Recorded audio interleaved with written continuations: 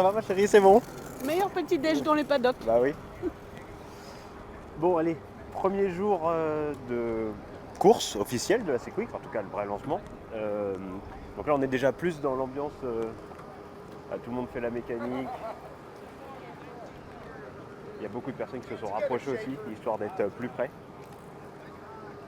Donc là, on va dire ce qui va être difficile à tous, pour tout suivre, c'est parce que il y a beaucoup de participants qui vont essayer de faire un run et tout de suite remettre la voiture en setup route pour ensuite aller sur l'autre piste directement, puisque on n'a pas encore la roadmap, mais je pense qu'il doit y avoir au moins 250 miles, donc on va dire grosso modo 350-400 km. Donc ça va être compliqué de savoir quand est-ce qu'on part en fait. Bon, je pense que là pour la première on va essayer de rester jusqu'au bout, puisque de toute manière la piste là elle ouvre à 9h. Les premiers runs sont à 9h et elle ferme à 15h. 15h c'est 15h. Donc à partir de 15h, voilà, la piste elle est fermée et donc ceux qui n'ont pas pu rouler malheureusement ils sont éliminés. Donc voilà. On va attendre les premiers runs et puis on verra bien ce que ça donne. Allez, go!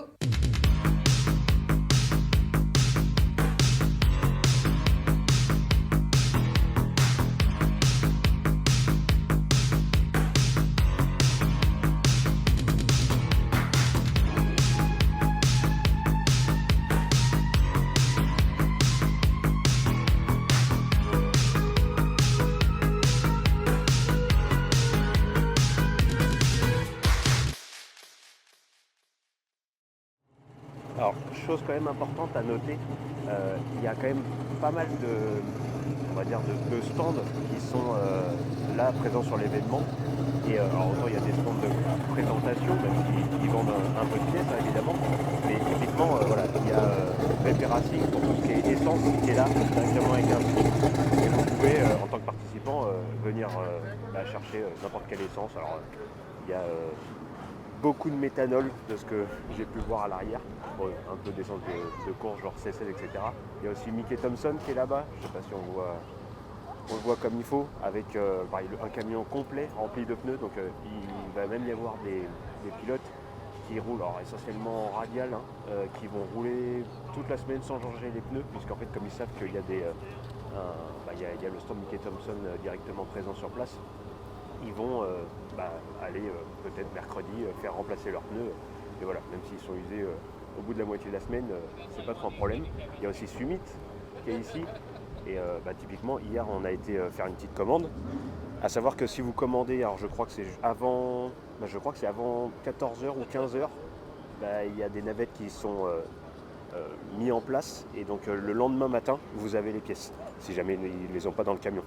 Il y a aussi Olé, il y a vraiment beaucoup de stands, et mine de rien ça permet aussi que ce genre d'événement là puisse être viable, qu'il puisse être fait, parce que typiquement pour l'essence, jusqu'à encore il n'y a pas si longtemps, la règle c'était de pouvoir rouler avec de l'essence de route, donc ici du 91 ou du 93 d'octane.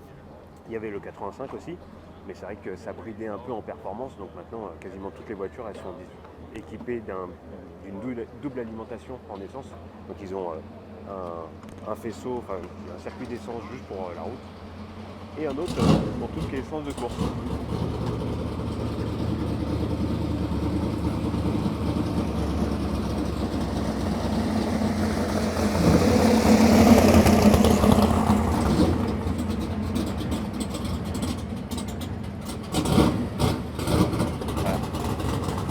L'auto qu'on voyait hier, démontée dans tous les sens, elle est prête à rouler aujourd'hui.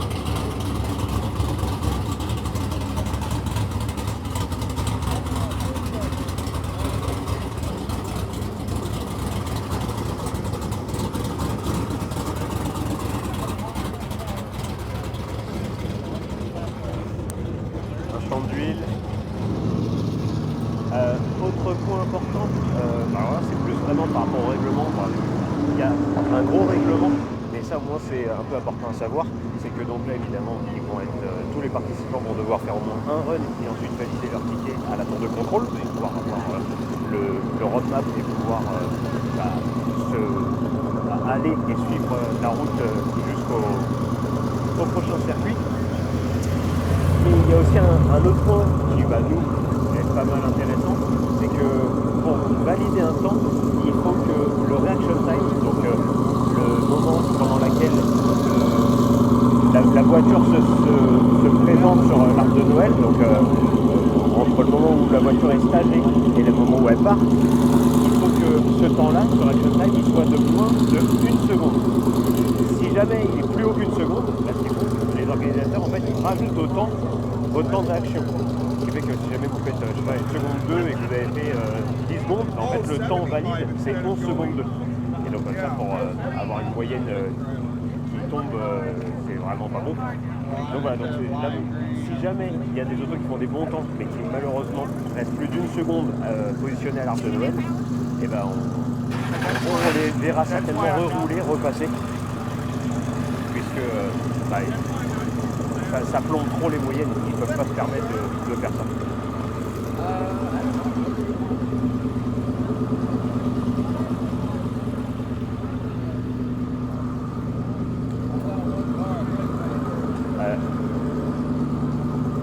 La corvette du Canadien Dave.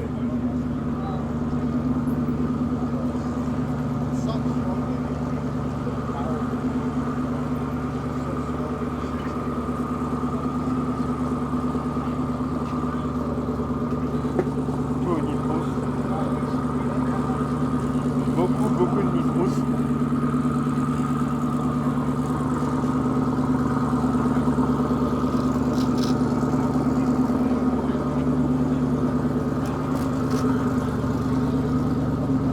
La voiture à Jeff Lutz qui hier lors des essais a fait le meilleur temps de la session. Il a fait 6-12 hier soir. Avec, je crois qu'il a fait un premier run en 6-19 dans l'après-midi qui était, on va dire, cow-boy avec la voiture qui fait droite, gauche, etc. Mais je pense que l'expérience du no prep a bien rempli son rôle puisque il a rien lâché et même malgré qu'il ait fait droite gauche, il a fait 6-19 et le soir il a fait un run qui était beaucoup plus propre en 6-12. C'est quand même à la porte des 5, même si on sait très bien qu'à ces niveaux de performance là aller grappiller 1/10, c'est titanesque, c'est vraiment énorme à faire. Toute la team de Clitus, McFarland, qu'on n'a pas vu rouler hier soir.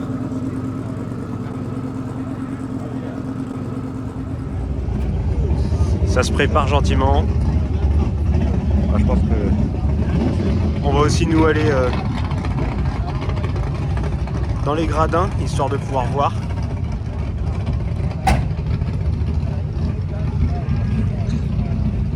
Ça c'est Jason Tapscott avec sa Camaro 70 avec un small block et route en 8,50. Small block sans surhale.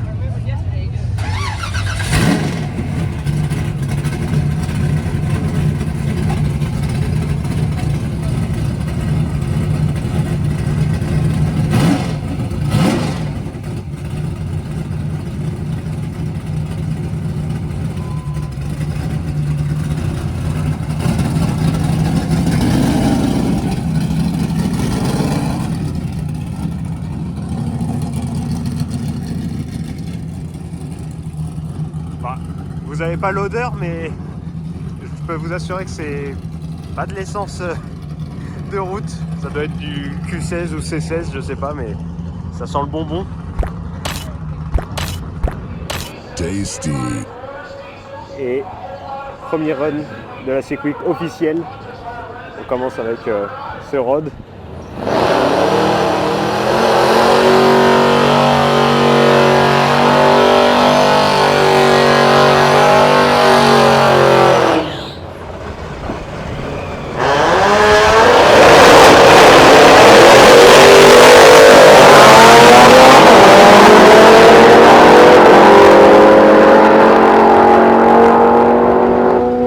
8,43 à 160 miles par heure à gauche et 8,92 à 163 miles par heure.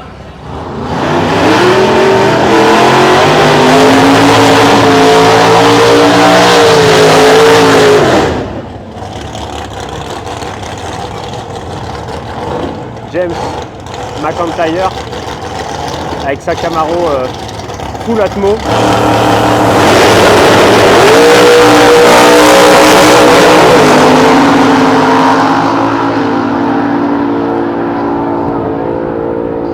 « 7,76 » encore une fois en Atmo.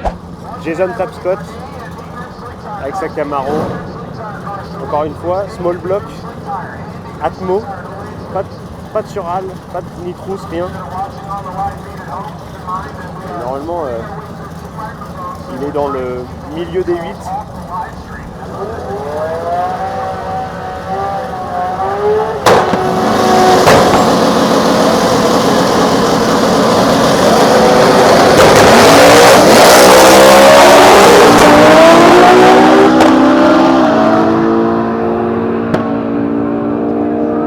Premier run de Richie Webb, donc l'anglais avec la Cox. Espérons que ça se passe comme il veut.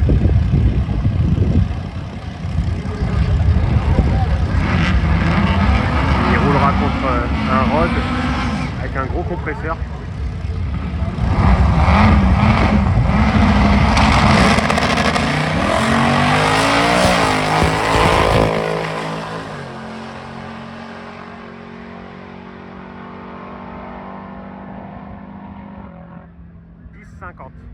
Avec la Cox et 9,68 pour le rod. Voilà.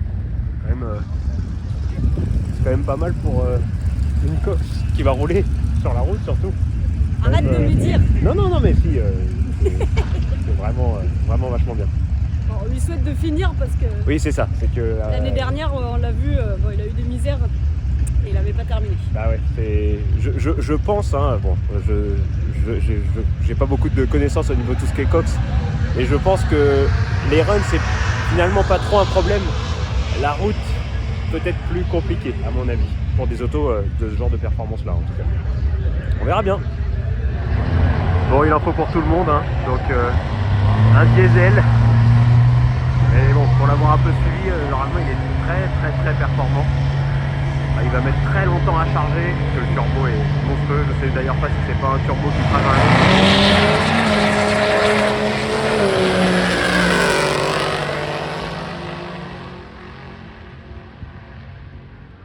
Et voilà, 9,45 pour le diesel.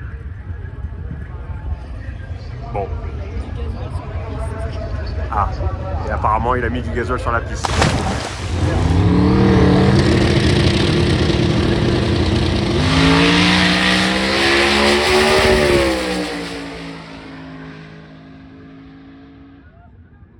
Et 6,28 à 238 miles par heure.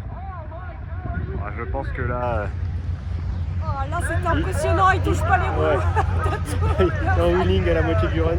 Donc je pense que là il va s'en contenter, hein, forcément. Parce que ce qu'il faut bien savoir c'est que si jamais on veut refaire un run, évidemment on peut, tant que la piste est ouverte c'est bon.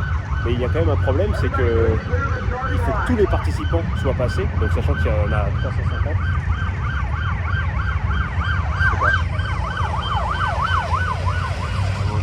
Peut-être qu'il a eu un problème au bout, malheureusement on ne voit pas nous. Ah. Ah bon. À mon avis il doit y avoir quelque chose parce que tout le monde qui va, en tout cas pour pousser la voiture. Bon, en tout cas j'espère qu'on va pour lui. Donc ça c'est un Suédois hein, qui fait la Drag Week Classic Week assez souvent. En tout cas oui voilà, ce que je voulais dire c'est que si jamais vous voulez refaire un run, il faut attendre que tous les participants passent, donc comme ils sont on va dire 350 voire peut-être même un peu plus, forcément pour faire passer tout le monde, il y a du temps à attendre. Donc ça veut dire que ça prend du temps sur votre journée, et comme je vous l'ai dit, comme le but du jeu c'est qu'après il y a peut-être 4, 5, 6 heures de route, parce qu'il y a des autos qui peuvent pas rouler forcément très vite, et il faut qu'elles fassent beaucoup d'arrêts, potentiellement de la mécanique, etc. Sur la route. Donc le but du jeu c'est d'essayer de partir le plus tôt possible. Donc voilà. Pas eu de problème, mais en tout cas voilà, pour toutes les voitures qui traînent un peu, forcément ça veut dire partir plus tard, donc arriver plus tard sur l'autre piste, donc potentiellement rouler de nuit, etc. Sachant que là, à cette période de l'année, à 6h grosso modo, à 6h il fait nuit. Donc voilà. Mise à jour, parce que là on attend un petit peu depuis le run de l'Ascona de Magnus Roth, parce qu'en fait il n'a pas réussi à s'arrêter au bout. Il a tiré les 2 parachutes, il a mis dans le sable, donc là il faut sortir la voiture du bout, etc. Donc on attend.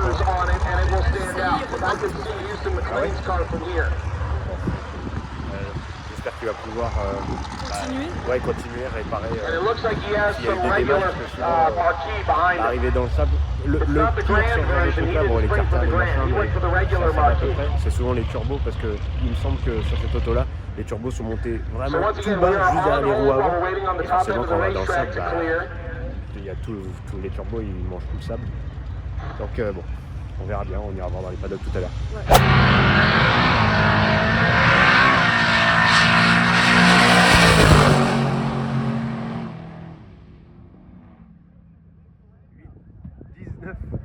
À 170 miles par heure pour Tom Bailey. Donc Tom Bailey qui est l'organisateur de cet événement-là, et qui roule d'habitude avec SICK 2.0. Donc c'est la Camaro Pro Mode aussi, que beaucoup doivent connaître, mais sinon allez voir sur internet. Et malheureusement il roule pas avec cette auto-là, mais il roule avec le Durango, qui est assez, c'est une auto qui est assez rigolote, c'est assez marrant, avec un EMI moderne dedans, compressé. Prochain run, Jeff Lutz, donc qui a été le plus rapide pour l'instant. Il vient de faire son burn. On est très loin, il vient juste de faire son burn. Je pense que le voir arriver ici à plus de 420 km/h, ça devrait être quand même assez fou.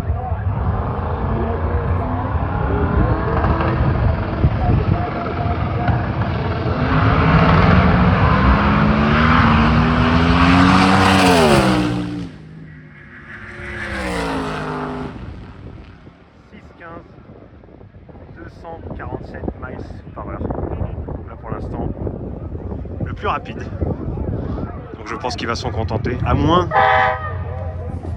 qu'il veut essayer, parce que ça c'est un peu le défi là, des dernières années, c'est d'essayer de faire une moyenne de 5 quelque chose, 5,90. Donc voilà, donc il va essayer de refaire un run pour essayer de faire un 5,99 par exemple.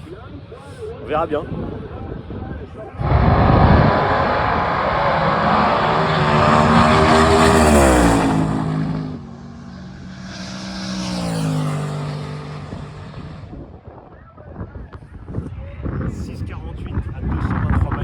Pour Brian Goldstone et sa javeline. Je me demande si c'est pas son meilleur temps à mon avis. Et là on va enchaîner avec la corvette de Dave Schrober, donc le Canadien. Petite corvette bleue.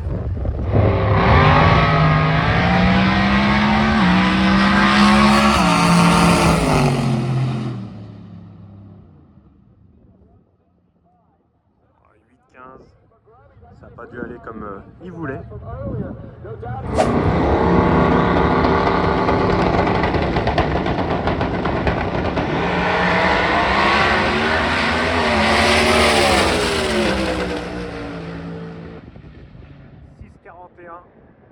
À gauche et 7,18 pour Alan Whitaker à droite. 6,41 avec une Mustang cabriolet avec les pneus en radial. Et là pareil, duel de drag radial encore au niveau des pneus. Il y a Brett Lasala avec la Mustang verte et Glenn, je me souviens plus de son prénom, avec la Bel Air rouge. Normalement la Mustang est vraiment plus rapide. Dans le tout bas des 6 encore.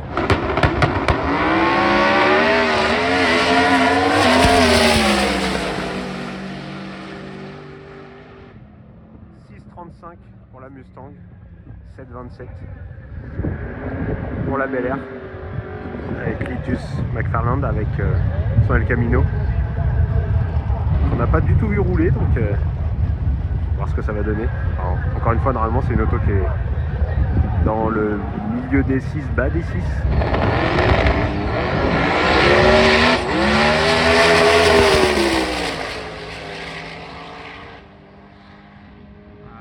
Ça s'est pas passé exactement comme il voulait. Il fait quand même 7,15 à 226, mais je pense qu'on va le revoir rouler. Il va rentrer, ajuster ce qu'il faut et changer de stratégie, parce que là, je pense qu'il a fait un wheeling au milieu là, ce qui n'est pas vraiment normal. Fin des runs pour certains, ils sont en train de remettre les roues de route, retirer les front-runners.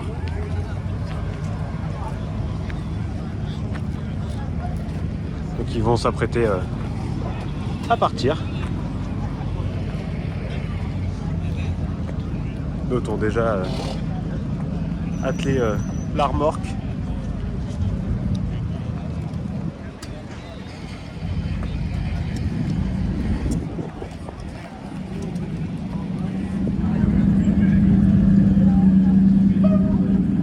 Vous voulez des turbos? Il y en a tout plein, plein le camion. Et Westgate, il y en a tout plein là. Ouais, bah oui. Il y a des soldes.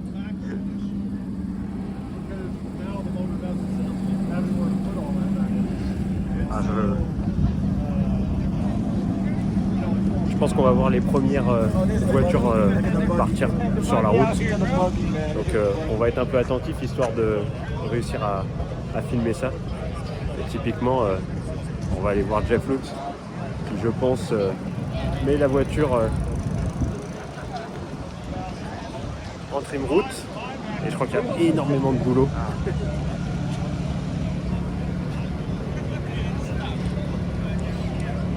6,15 il a fait.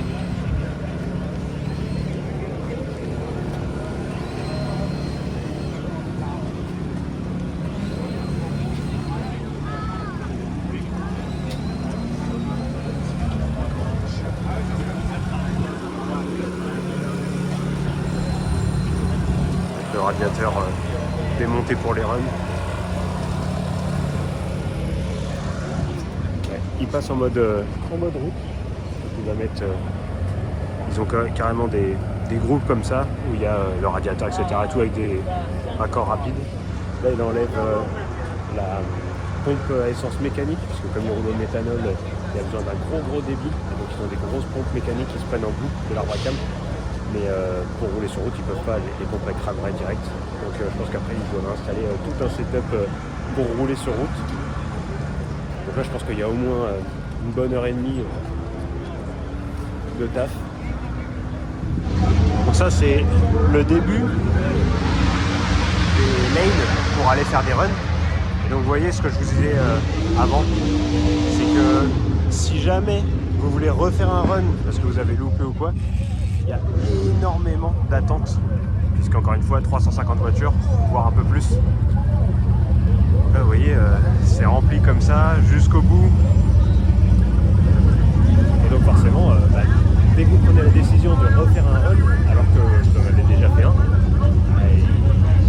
ça a tendance à retarder vraiment tout votre journée. Et encore une fois, comme vous ne savez pas ce qui va se passer après sur la route, il faut essayer de garder un peu de temps, puisque même si on a jusqu'au lendemain en soi, c'est-à-dire que vous pouvez rouler toute la nuit, etc. Mais je vous dis, là c'est le premier jour de course. Si vous faites ça tous les jours, si vous terminez tard tous les jours, c'est impossible de tenir la semaine. Donc c'est toujours limite un peu stratégique. Enfin bon. Quand même vraiment des chouettes autos.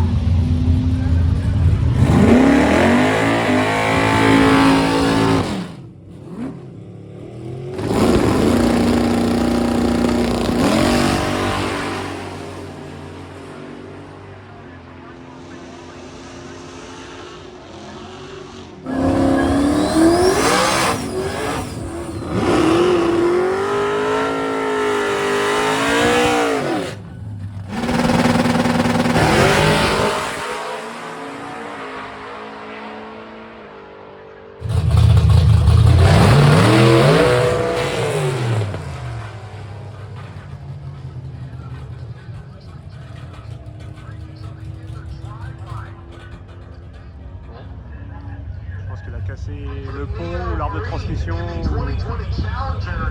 vu le bruit que ça a fait.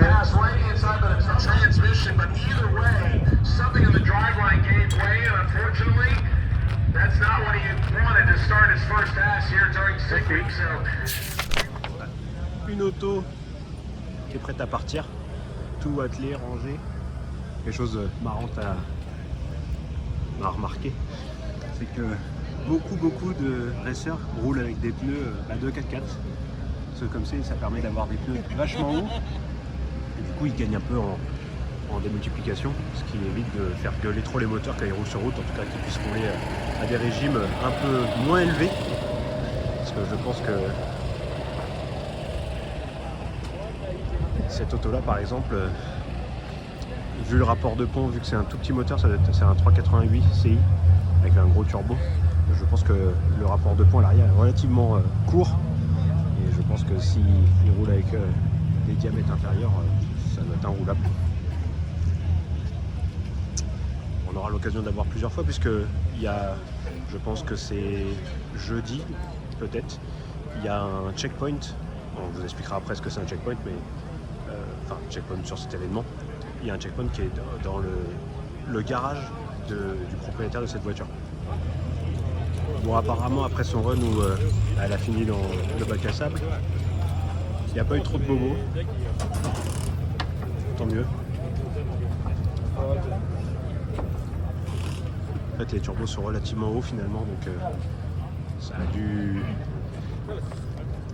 Ouais, en dessous, je sais pas si on le voit bien, mais un peu de mode de sable. Mais je pense que tout est réparable, enfin tout est nettoyable. Et ils vont pouvoir reprendre la route. Yeah. Oh, thank you. Ça, c'était Magnus Frost.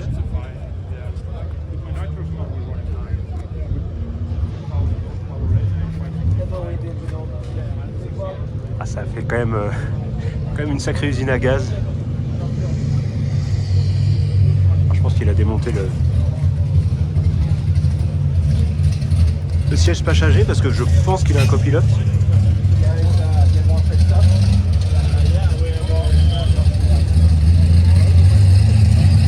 Bon, pas de bobo, je dis. A priori, Non, ouais. il a l'air content, il fait des sourires. Mais il y a beaucoup de sable en dessous de la voiture. Je pense c'est un qu'il peu en train de nettoyer là. En plus, il y a un diaper en dessous, donc il doit être rempli de sable. Il va falloir vider tout ça, mais on va pouvoir repartir, c'est bon. Plutôt rassurant. Une autre auto prête à... Enfin non, qui est en cours de remise en mode route. Et encore une fois, on retrouve un gros pneu de 4x4 tout petit, très haut.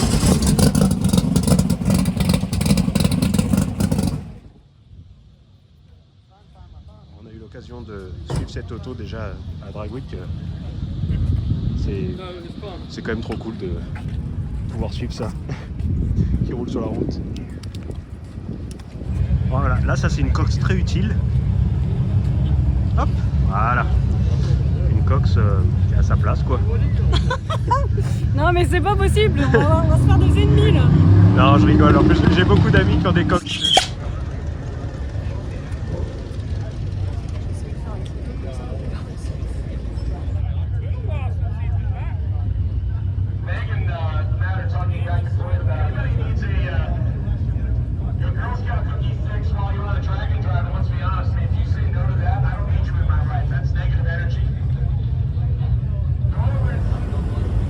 Ça c'est assez marrant.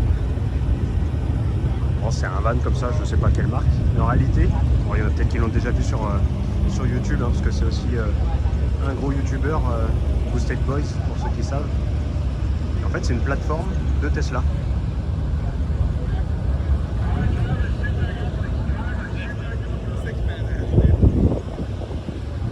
Donc voilà, alors je sais pas trop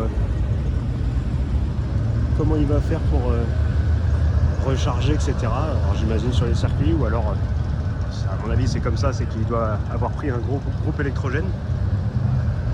Et voilà, il va falloir qu'il traverse tout ça avec la Tesla.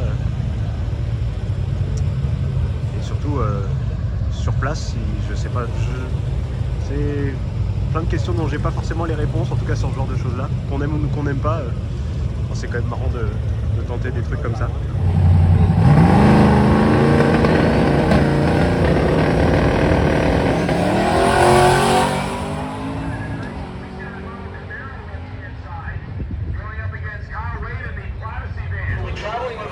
il vient d'avoir un accident là. Je le filmer, un wagon qui a fait un gros wheeling et quand il est retombé, je pense que soit il y a quelque chose qui a cassé, ça a bloqué les roues arrière. Du coup, il est parti à droite, à gauche, il a réussi à éviter les murs. Voilà, et malheureusement, je pense que la piste elle est tranchée d'huile, à mon avis. Il n'a rien. On verra bien. Là, pour l'instant, ils sont là-bas en train de checker un peu tout. Bon, on a profité du petit accident et du fait que la piste doit être nettoyée pour aller chercher le roadbook. Donc, comme on vous a dit, on va rejoindre donc Orlando circuit à Bradenton. Et c'est pas juste du tout droit et on suit le GPS comme ça, il y a tous des checkpoints, donc là il y en a 3. On va filmer ça un peu de plus près.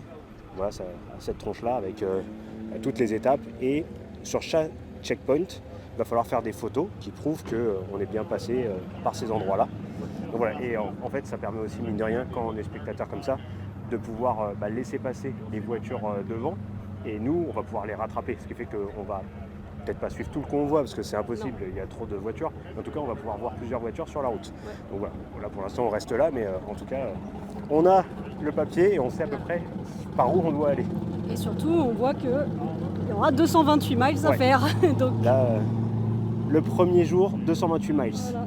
Donc ça fait 360 km, pas 400 mais pas loin à mon avis. Une belle balade en perspective. Voilà, et je pense qu'à la fin en plus là on a l'air...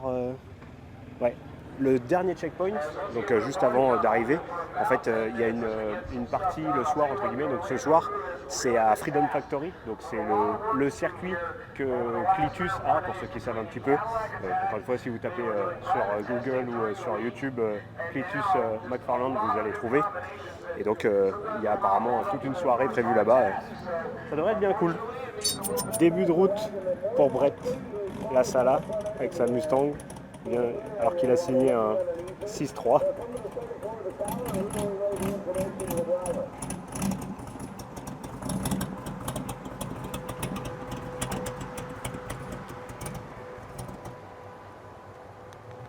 Peut-être pas, peut-être pas.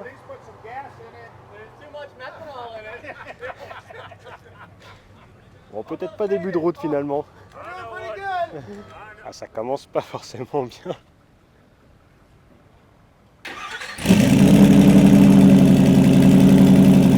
Bah voilà, nickel.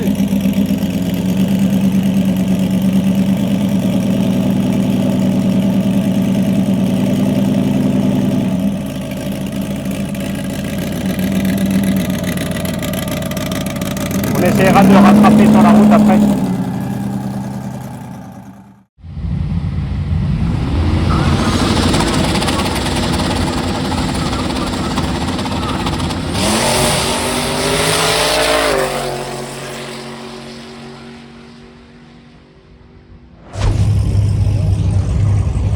Bon bah la piste elle a mis au moins une bonne heure à être nettoyée et 2 minutes de run. 2 minutes de run et il y a quelqu'un qui a recassé. Donc je pense qu'il va falloir renettoyer encore. Parce que fin de journée un peu compliquée pour l'organisation parce que là ils enchaînent le nettoyage. Mais bon. C'est le jeu. Ouais, c'est le jeu, c'est comme ça. Il y a Clitus qui, pendant que ça nettoie, va certainement faire décoller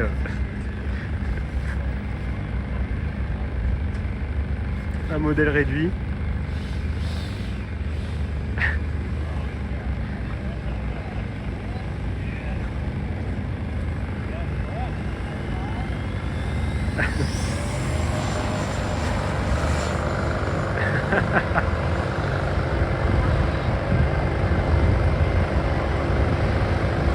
Il n'y a qu'ici qu'on peut voir ça.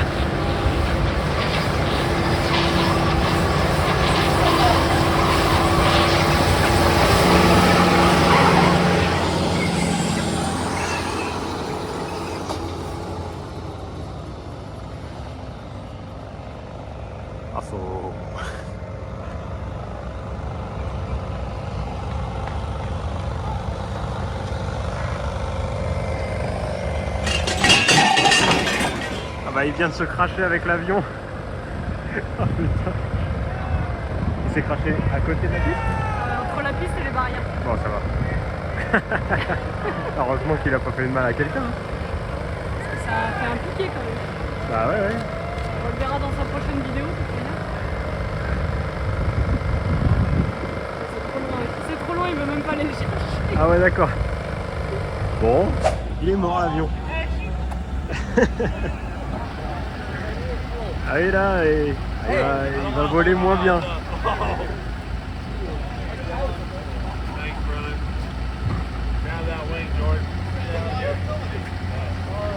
Bon. Run 100% VV.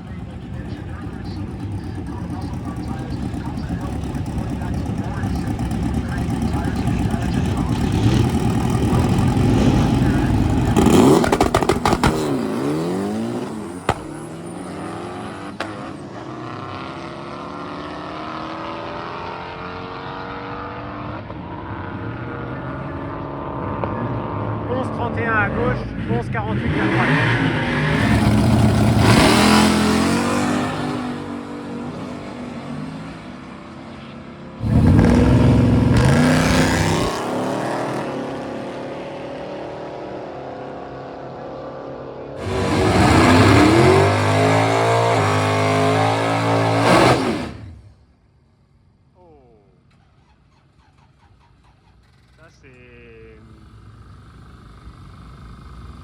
Ça a paru faire un bruit bizarre.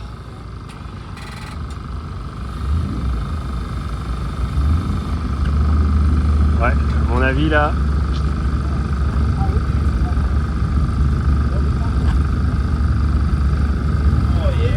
Il y a de l'huile par terre. Ça n'a pas l'air. Bon, un de moins. Ça a fait un sale bruit. Ouais. Ah, je vous avoue que depuis tout à l'heure c'est un peu l'hécatombe. Il y a 1-2 runs, bim, une casse, 1-2 runs. Enfin, c'est impressionnant. Là tout à l'heure la tour de contrôle a dit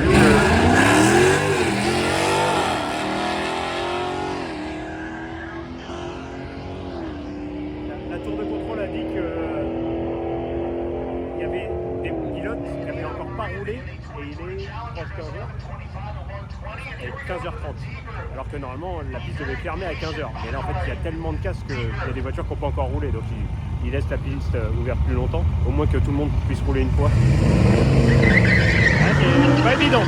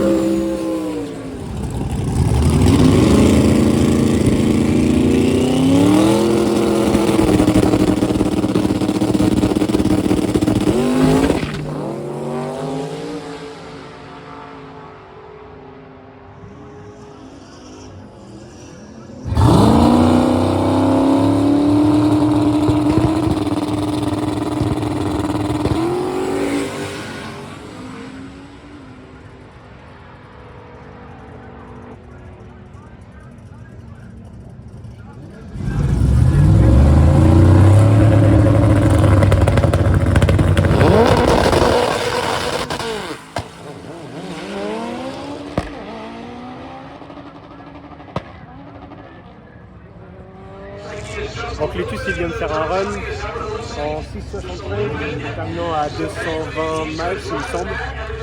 Et il n'a pas réussi à s'arrêter. Il y a un seul parachute qui s'est ouvert et du coup il a été terminé dans le sable, moitié en biais. Et bon apparemment là il repart. Donc il a réussi à sortir lui-même déjà du bac à sable en roulant. Donc ça devrait aller. Ça peut reprendre.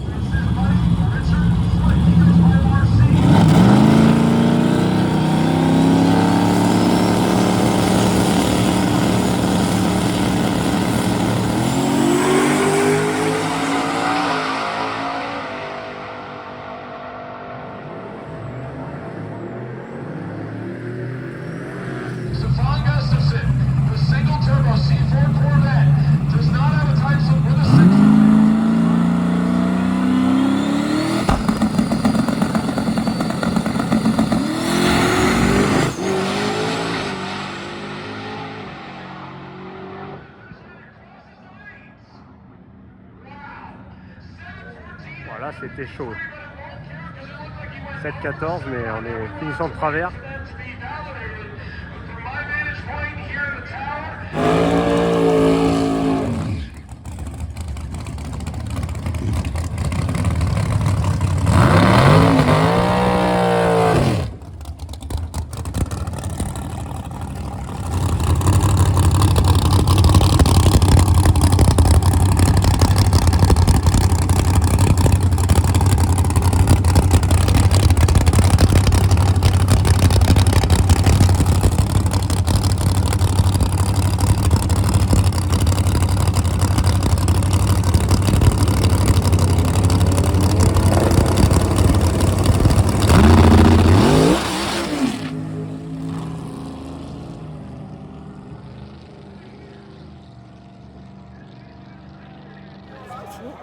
Bon, ma petite chérie, fin de la première journée. Oh, fin de la première journée, non.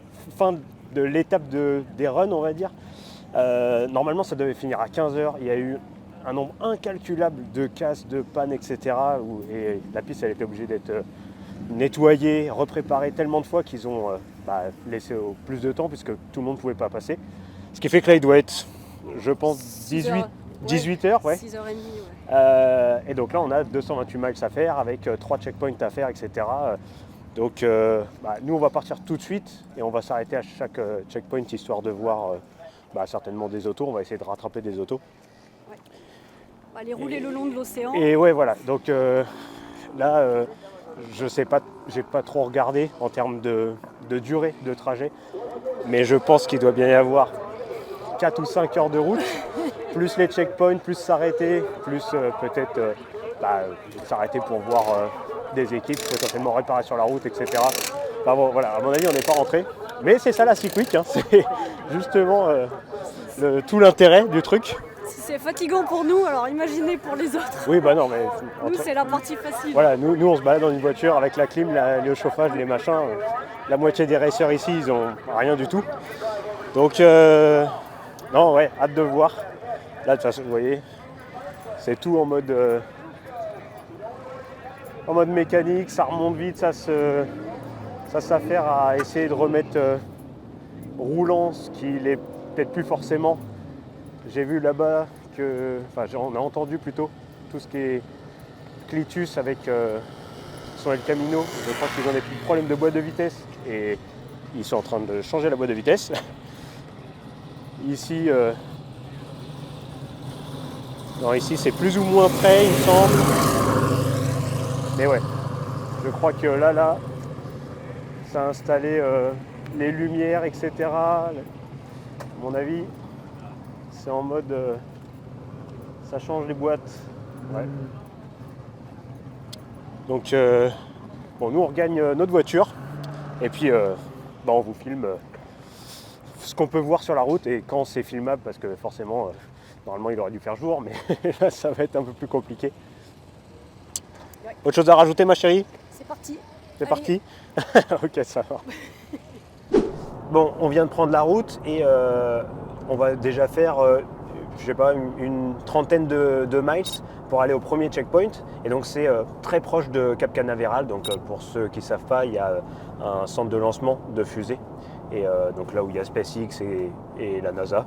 Voilà, premier checkpoint est là-bas avec apparemment une vue sur, je pense, une péninsule ou un truc comme ça. On va essayer de remonter quelques participants qui sont sur la route. Et puis on verra bien qui on trouve là-bas.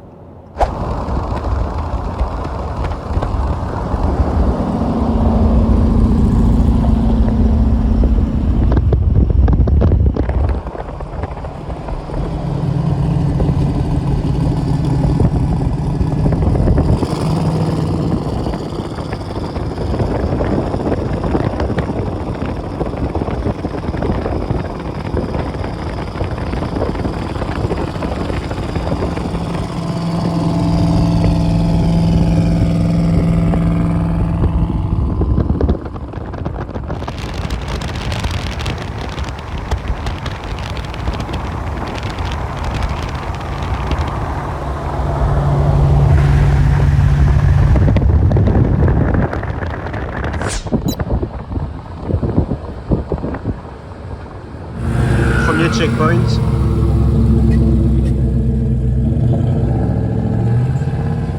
Ça sort, ça rentre. Et c'est un parking avec une sorte de grande tour. Alors je sais pas exactement ce que c'est. Alors, je vais... Et donc le but du jeu, évidemment, c'est ce qu'on va faire. Exploration Tower. Exploration Tower, ça s'appelle. Donc en fait le but du jeu, évidemment, vous voyez, en fait, il faut se poser là, faire une photo de la voiture devant la tour. Et comme ça prouve que On est passé au checkpoint. voilà, que vous êtes bien passé au checkpoint.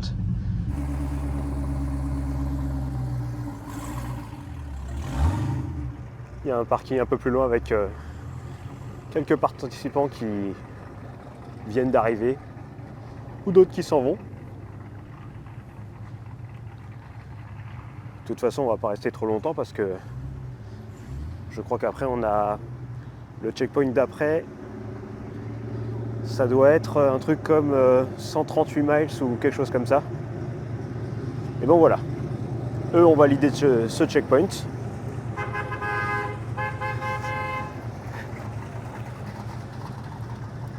Ils vont passer au prochain.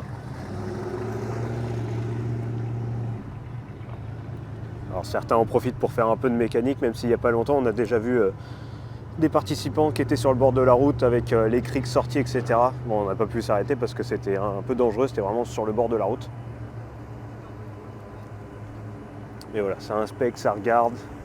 Ok, donc là on regarde le prochain checkpoint. C'est une pizzeria qui est sur une espèce de petit banc de sable. On va longer vraiment l'océan tout le long. Et c'est à une 40 minutes. Ouais, une quarantaine de minutes, donc c'est moins loin que ce que j'ai dit. Donc c'est après le checkpoint, le dernier checkpoint, c'est très très loin, c'est ça?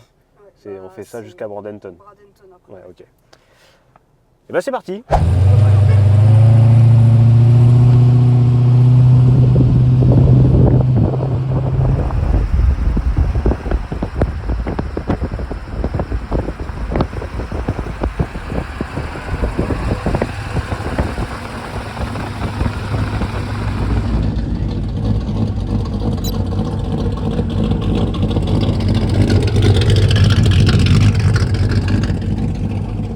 Deuxième checkpoint, donc une pizzeria. Bon, évidemment, c'est un peu dommage parce qu'il fasse nuit, parce qu'en fait on est vraiment au bord de l'océan. Je vais essayer d'aller un peu plus loin, mais à mon avis ça sera, on va rien voir du tout. Bon, quelques racers encore qui sont arrivés.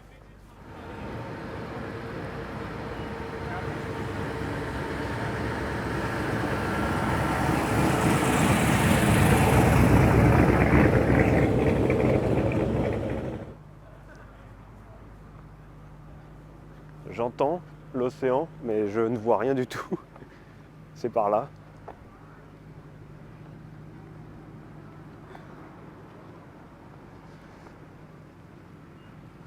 De toute façon, il fallait faire un choix. Soit voir le maximum de runs possible, soit partir un peu en avance et pouvoir voir les checkpoints de jour.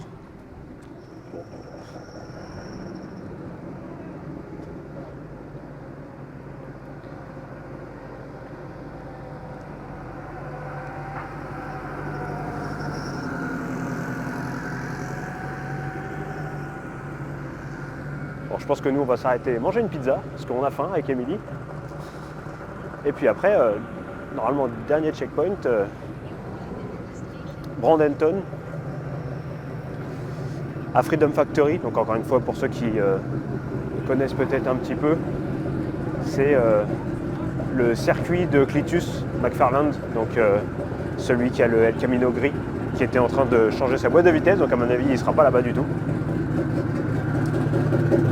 Et nous on va aller manger.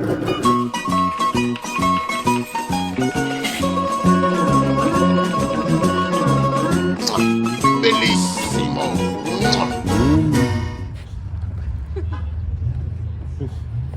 Miam miam.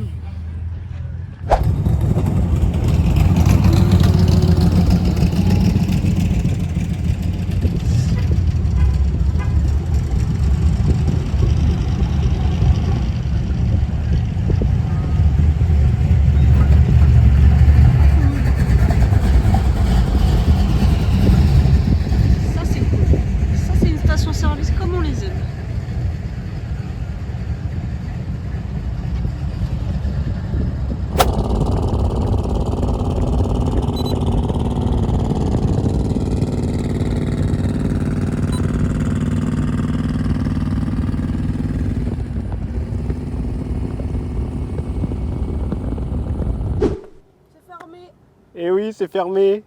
On est arrivé trop tard. On est arrivé trop tard, ouais. Il y a des participants qui arrivent aussi, mais malheureusement, il est vraiment trop tard. Il est un peu plus de minuit, ouais.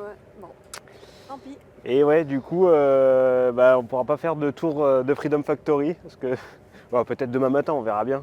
Je sais pas comment. Mais là maintenant, hôtel. En tout cas, ça a fait une grosse journée parce que mine de rien, depuis ce matin, et encore une fois, nous, on est avec notre fidèle carrosse. Super Cherokee. Ouais, voilà. Mais c'est vrai que là, ils ont même éteint les lumières. Ça y est, on n'a plus rien, on n'a plus droit. Bah, il faut qu'on arrête de filmer, ça veut dire Voilà. bonne nuit. À suivre.